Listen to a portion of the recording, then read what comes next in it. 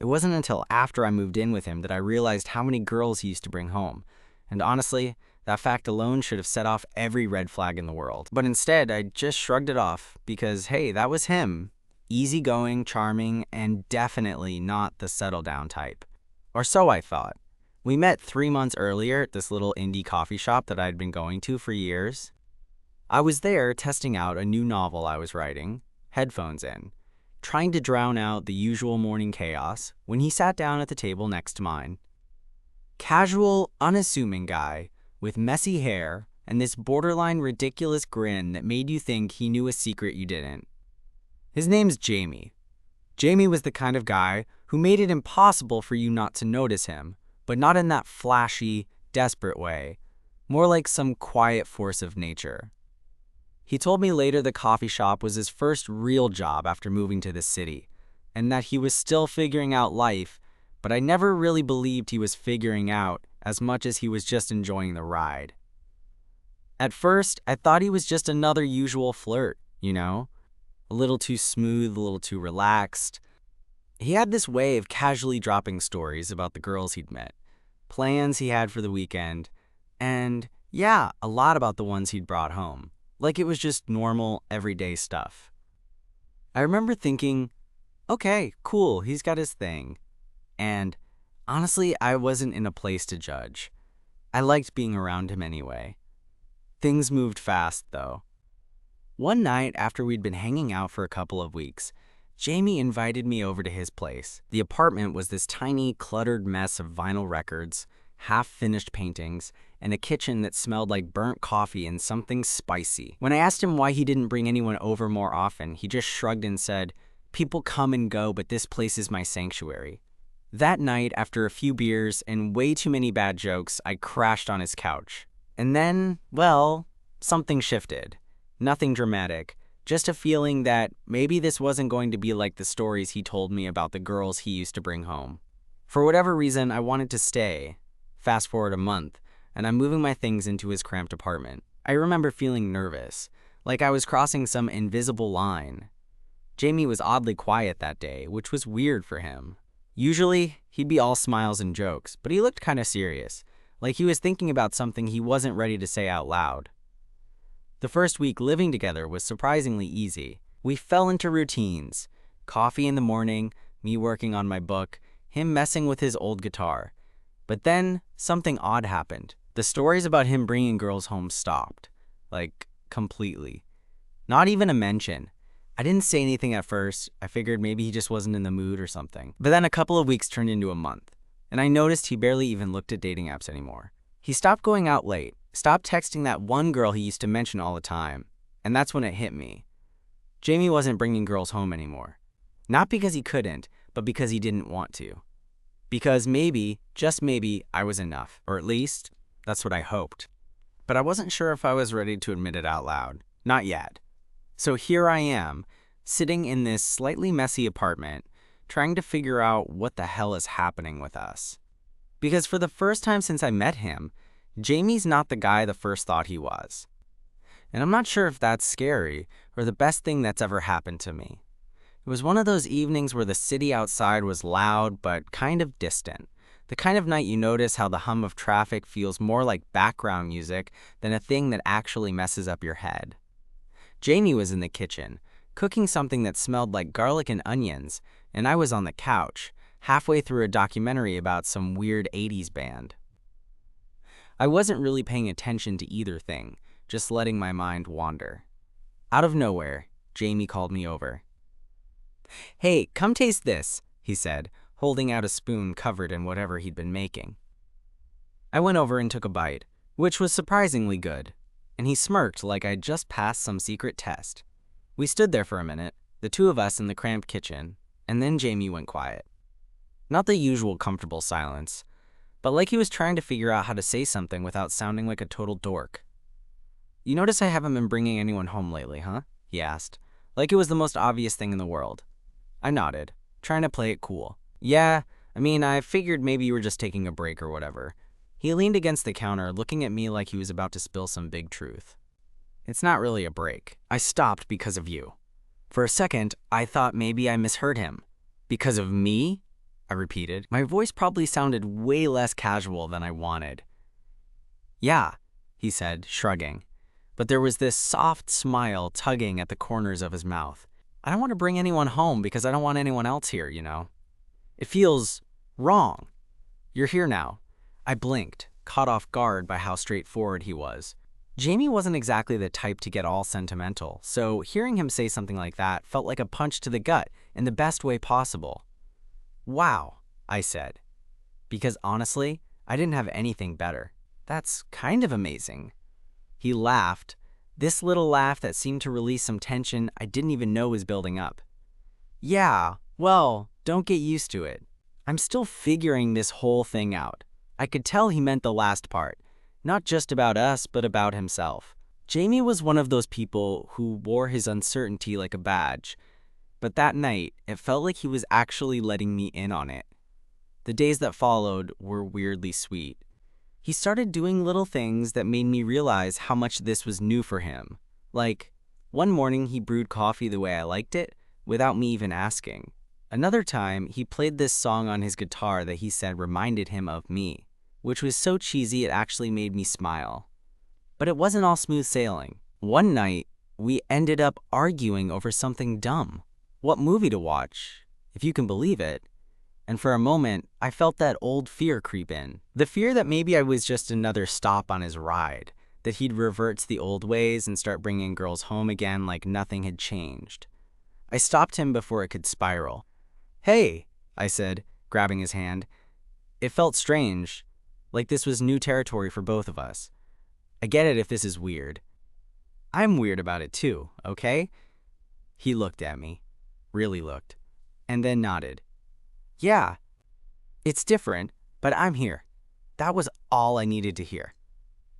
Weeks turned into a couple of months, and I started seeing this side of Jamie that no one else did.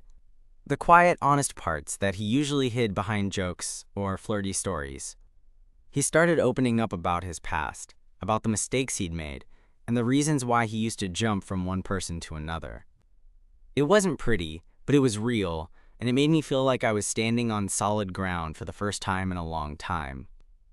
One night, after a few glasses of wine, I asked him why he'd been so afraid to say what he was feeling earlier on. He shrugged, looking down at his hands. I guess I didn't want to ruin what we had. Sometimes it's easier to keep things casual, you know, to pretend it's not serious. But then you moved in, and everything got complicated in a good way. I laughed.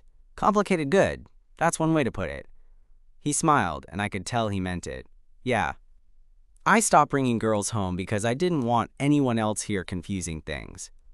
You're not just anyone. Hearing that made something inside me shift. It wasn't just about him stopping old habits. It was about him choosing me, choosing us. And just when I thought I had it all figured out, Jamie did something that knocked me sideways. It was late, and I was half asleep when I heard his phone buzz. I saw him pick it up, and his face went unreadable for a moment before he slipped it back into his pocket. I wanted to ask who it was, but something stopped me. That night, I realized that even though Jamie was changing, there were parts of his life, and maybe even himself, he wasn't ready to let go of just yet. So here we are, living together, figuring this thing out in our own messy way. He stopped bringing girls home, but what I'm starting to understand is that stopping old habits is just the beginning. The real work is what comes next. And honestly, I'm kind of ready for it. Even if I don't know exactly where this ride is headed. The next morning, I woke up early, like usual, but something felt off. Jamie was already in the kitchen when I stumbled out of bed, wearing his faded band tee and those worn-in jeans that somehow still looked good on him.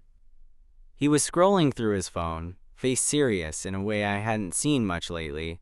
I tried to brush it off, thinking maybe it was just work stuff or something minor, but the tension around him was thick enough to cut with a knife. Hey, I said, making my way over to the counter. Everything okay? He looked up, a little startled, and gave me a small smile that didn't quite reach his eyes. Yeah, he said. Just something came up. I nodded, sensing I wasn't going to get more than that right now, but I could feel my chest tighten. I hated when things felt unfinished between us. Later that day, I was working from home when Jamie came out of his room, holding a small envelope. He looked like he was debating whether to say something or just let it sit there. Finally, he sat down across from me and handed it over without a word. I opened it and pulled out a photo. Just a casual snapshot of Jamie with another guy, both smiling wide, arms thrown around each other like they'd known each other forever. I didn't recognize the other guy. "Who's this?" I asked, holding the picture up. Jamie shrugged but didn't look away. "That's Nate. We dated a while back." Things didn't end great. The way he said it was like swallowing something bitter. "You never mentioned him before." "Because I didn't want to drag the past into this," Jamie said. "But sometimes it feels like it's still there, lurking." I could see that, the way his fingers clenched the edge of the envelope. I reached across the table and took his hand. "You don't have to carry that alone." He looked down at our hands, his grip loosening but not disappearing. That night, Jamie opened up more than he had in months. He told me about Nate, how they met, the good times, and the heartbreak that followed. It wasn't easy listening, but I was grateful he trusted me enough to share. "You think I'm a mess, don't you?" He joked half-heartedly. I shook my head. "You're not a mess. You're just human." Jamie grinned, the real kind this time, and leaned in to kiss me. It felt like a promise, like we were both stepping into something new together. A few days later, Jamie suggested we do something different, a hike outside the city. It wasn't his usual scene, but he said he wanted to clear his head. I wasn't sure what to expect, but I agreed. We drove out early, the sun just starting to peek over the horizon. The trail was quiet, surrounded by trees and the kind of fresh air you dream about when you're stuck in the city all day. As we walked, Jamie talked about his childhood, his family, the things that made him who he was. I shared my own stories too, the ones I rarely told anyone. At some point, we stopped at a clearing overlooking a valley. The view was breathtaking, and for a moment, all the noise in my head faded away. Jamie turned to me and said, "I never thought I'd want this, someone who sticks around after the party's over." I smiled, feeling my heart beat a little faster. Maybe it's not about the party. Maybe it's about who you want to be with when it's just quiet. He took my hand again, and we stood there in silence, the kind that feels full, not empty. When we got home that evening, things felt different. Like we'd crossed some invisible line. But the real test came a few nights later. I was lying in bed when Jamie's phone buzzed. His face changed almost immediately, like he was trying to decide whether to answer or ignore it. I didn't want to pry, but curiosity got the better of me. "Is everything okay?" He sighed and showed me the screen. A message from Nate. Jamie read it quietly, then looked at me, vulnerability written all over his face. I didn't know he'd reach out again. I reached over and squeezed his shoulder. "You're not the same person you were then." He nodded, but I could tell the past wasn't ready to let go so easily. That night, we talked for hours about boundaries, trust, and what it means to move forward when the past keeps knocking. Jamie admitted he was scared of losing me, scared of getting hurt again, but he also said something that hit me hard. "I want to try, really try, with you." I felt something inside me break open, a mix of relief and hope. "Me too," I said softly. Since then, things have been a bit smoother, but I know this isn't some fairy tale with a neat ending. It's messy, complicated, and sometimes terrifying, but it's ours. And for the first time in a long time, I'm ready to see where it goes, even if that means facing the ghosts that come knocking. Because if Jamie stopped bringing girls home after I moved in, maybe that means he's ready to bring someone home for good. And maybe that someone could be me. After that long talk with Jamie, things did settle into a new rhythm between us, but it wasn't always smooth. Some nights, the past felt like it hovered in the room, casting shadows over moments that should have been simple and light. Jamie would get quiet or distracted, and I'd catch him staring off as if he was somewhere else entirely. I learned to give him space, but I also made sure he knew I was there whenever he needed me. One evening, a few weeks after that hike, Jamie and I were curled up on the couch watching some terrible action movie he'd picked just to make me laugh. The way he was leaning against me, with that easy grin and the way his hair flopped over his forehead, made me realize how much I cared about him. I looked down, and our hands were tangled together like they'd been glued that way. "Hey," I said softly, trying not to break the moment. "You ever think about what comes next for us?" He blinked, then smiled that lopsided grin I'd come to love. "I think about it more now than I used to. Before, I didn't want to look too far ahead, too scared of what I'd find." I squeezed his hand. "I get that, but I want to be part of your future if you'll have me." Jamie's eyes got a little misty, and for a second, I thought he might say something huge, like those 3 little words we both avoided. Instead, he laughed quietly and said, "You're getting sappy on me." I smiled back. "Just keeping it real." That night, I fell asleep with my head on his shoulder, feeling like maybe we were finally carving out something stable together. But life has a funny way of testing you when you least expect it. About a week later, Jamie got a call from his sister. I could tell right away it wasn't good. He stepped into the other room, voice low and serious. When he came back, his usual easygoing demeanor was replaced by something heavier. "She's asking for help," he said, sitting down beside me. "My sister's going through a rough patch. I think she needs me." I nodded, knowing family could complicate things, but also wanting to be there for him. "Do you want me to come with you?" Jamie shook his head. "No, this is something I have to handle on my own."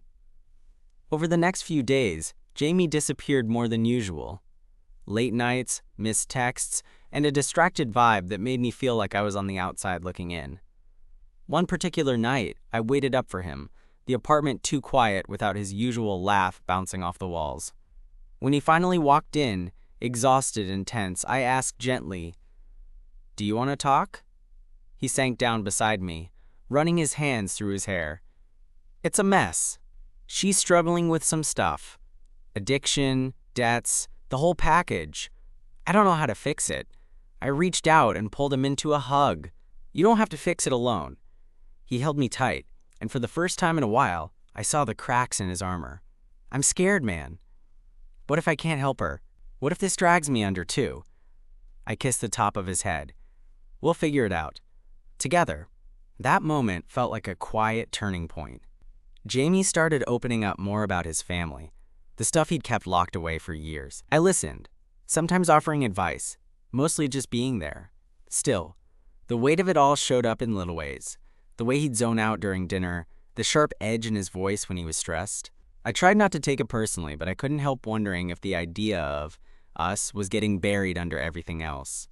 One afternoon, after a particularly rough day, Jamie collapsed on the couch, looking utterly defeated. I sat beside him, waiting. Finally, he said, "I don't know if I'm cut out for this whole grown-up thing." I laughed softly, brushing a hand through his hair. "Neither do I, but maybe we don't have to do it perfectly. Just honestly." He looked up, eyes tired but grateful. "Thanks for sticking around." I squeezed his hand.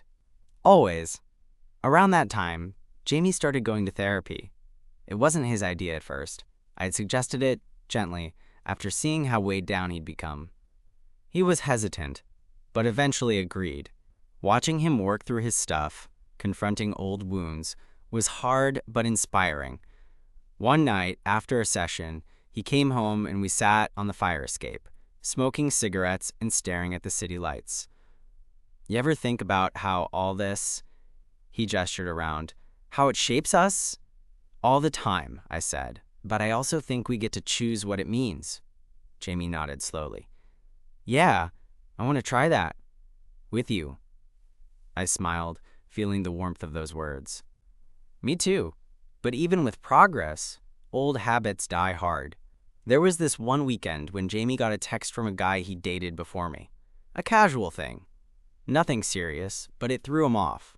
The next day, he was tense, distant. I asked if he wanted to talk, but he just shook his head.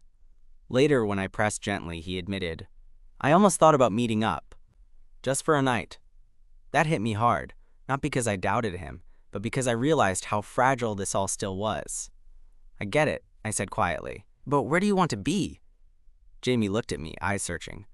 "Here, with you. I just have to remind myself sometimes. We stayed up talking until the sun came up, working through fears and doubts like a team. It wasn't perfect, but it was real. Now, months in, we're still figuring it out, balancing Jamie's past with what we're building. He stopped bringing girls home, true, but more importantly, he started bringing himself home, fully and honestly. And me? I'm here, ready to see where this messy, beautiful thing takes us next.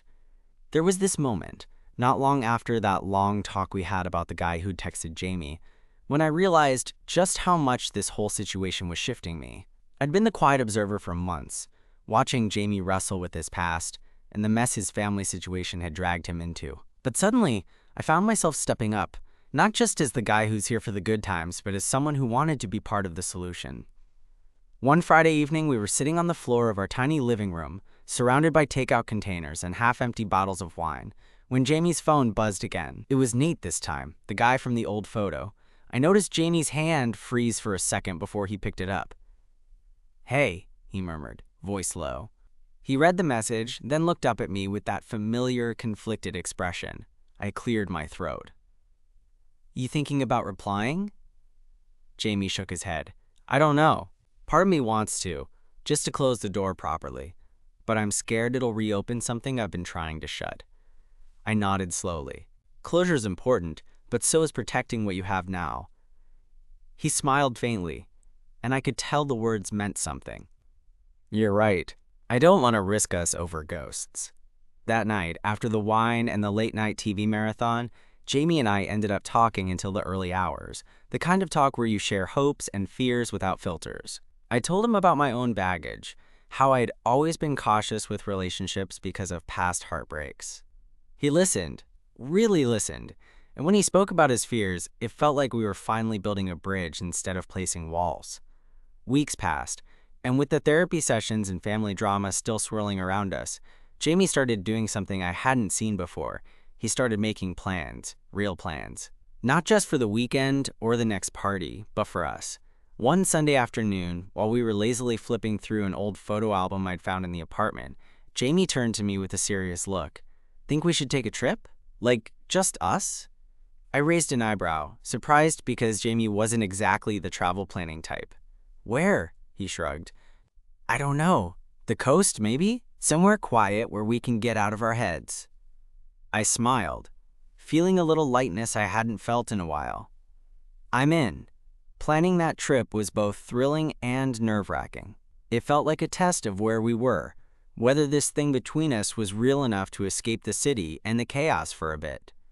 Fast forward to the weekend of the trip. We packed up Jamie's old car with a couple of bags and a cooler filled with snacks, and hit the highway just as the sun was setting.